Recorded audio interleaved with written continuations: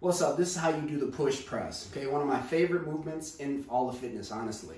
All you're going to do with dumbbells or power blocks, which is what I have here, these are power blocks in hand. From the side, it looks like this. The shoulders are down and back, the chest is up. The first movement, it comes from the hips. So we call that a hip hinge, simply doing this movement, coming to this placement of your posture, which is called the athletic position.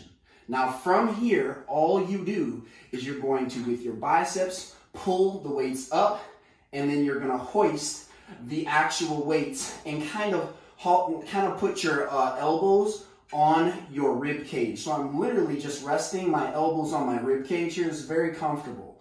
You can also, if you don't have a big rib cage, just set the weight on top of your shoulders. Now all you're gonna do is keeping your feet, look at my feet, you have your feet at hips width distance. While that is in place, all we're going to do is we're going to drop into a back squat, chest up. Make sure you don't curl your spine under here. And then we're going to, with all of your power through your heels, drive up and press through that momentum.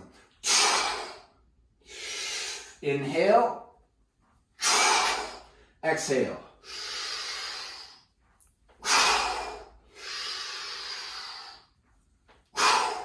Now, what you don't see is I'm not coming down like this and my arms dropping.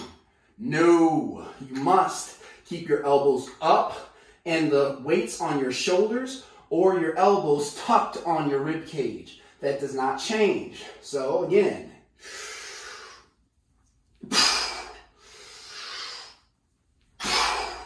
the power of this movement is coming from your hips actually. So it allows you to use about 10 or even 20% of the weight that you would otherwise do with just a military press where you're not utilizing your low body at all. Okay? So this to here is powerful and rapid. You rapidly snap your hips as you drive your elbows and your arms up simultaneously.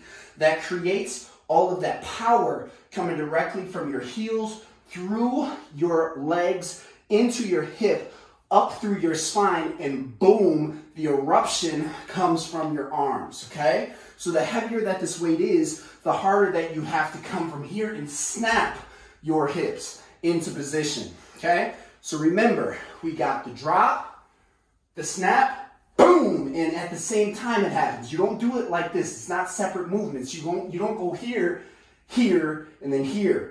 Incorrect to see that all the time.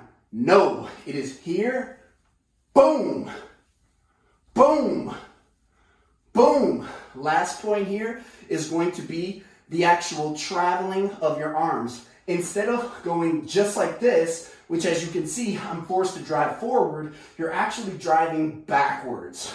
So you can use your back muscles and also the back of your shoulder. So it looks like this. Drop the hips, and then the traveling posture of the arm is back, not just up, not forward. So it's here. Drop the hip, boom, drive back, drive back, drive back. The posture of the glute stops your hips from driving forward and using your spine. Do this safely, use the weight that you need to use, and make sure that you pay attention to the actual time that I set for you in the movement. So you basically say, hey, if I can do the time or better, then the weight is typically where you want to be. If the weight that you're using does not allow you to get the time under tension that you see, it's too heavy for you. So lower it, be humble. Do what you need to do. Peace.